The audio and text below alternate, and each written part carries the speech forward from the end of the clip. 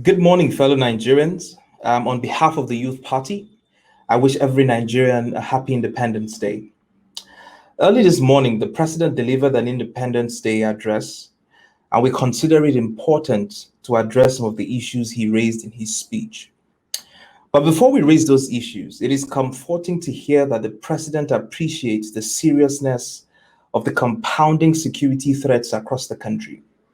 And while we appreciate that 8,000 Boko Haram members have surrendered and that 17,000 personnel have been recruited into the armed forces, we are yet to witness a cohesive national security plan, one that isn't totally reliant on boots and bullets, but considers the socioeconomic realities that facilitates crime.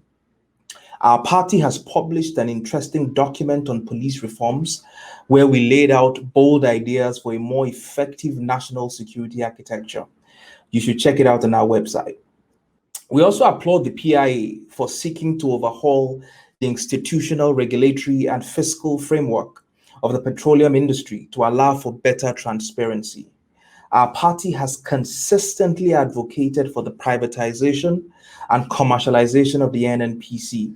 And as we stated in our bold revenue plan, which you also should check out, a divestment of government's investment in some high-yielding assets that will shore up government's revenue to fund education and infrastructural development and stop the government from its unending borrowing spree. And as a party, we're also concerned about the President's views of the agricultural sector, particularly with regards to food security.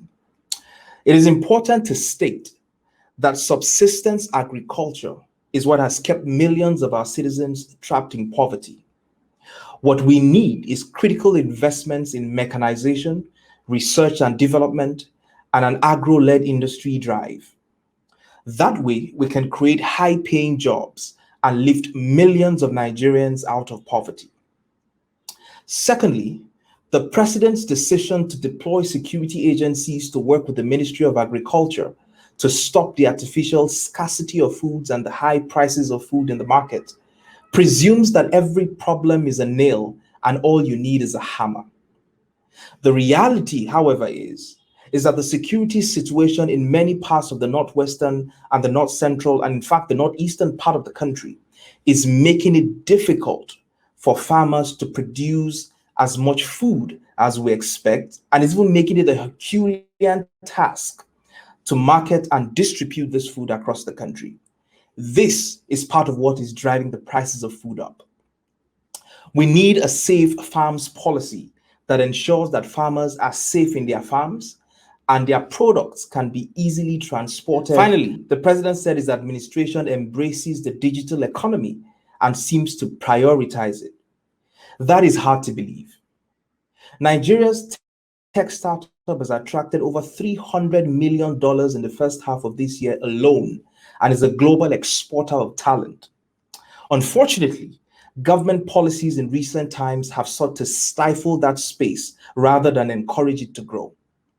Mr. President must realize that Nigeria's future no longer lives in the creeks, but in the brilliant technology hubs in Yaba, Kaduna, Abuja, Enugu, and several other cities across the country, where young people are creating the future with digital technology. If government cannot support them, the best it can do is to get out of their way. And one final thing, Mr. President, please lift the Twitter ban immediately. Freedom of expression is an inalienable right of every Nigerian. So once again, I wish you a happy Independence Day, and I urge you to join the Youth Party so together we can shape the future that we so desire.